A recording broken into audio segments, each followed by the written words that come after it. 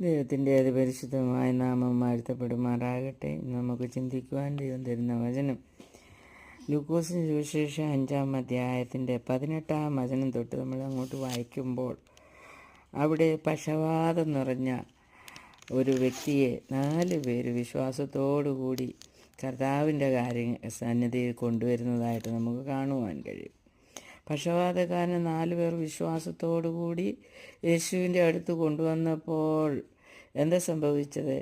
യേശു അവൻ്റെ പാപം മോചിച്ച് കിടക്കയെടുത്ത് നടക്കുവാൻ, അല്ലെങ്കിൽ ദൈവത്തെ മഹത്വീകരിച്ചുകൊണ്ടാണ് കിടക്കയെടുത്തുകൊണ്ട് അവൻ നടന്നത് എന്ന് നാം മനസ്സിലാക്കണം.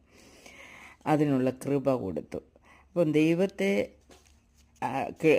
മഹത്വീകരിക്കുവാനുള്ള കൃപ കൊടുത്തു, അവൻ്റെ തന്നെ കിടക്കയെടുത്ത് നടക്കുവാനുള്ള കൃപ കൊടുത്തു, അവൻ്റെ പാപം മോചിച്ചു കൊടുത്തു.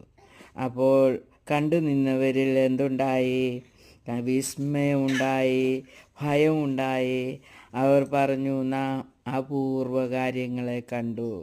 നമ്മിലുള്ള വിശ്വാസം കൊണ്ട് നമുക്ക് അപൂർവ കാര്യങ്ങളെ കാണാൻ കഴിഞ്ഞിട്ടുണ്ടോ?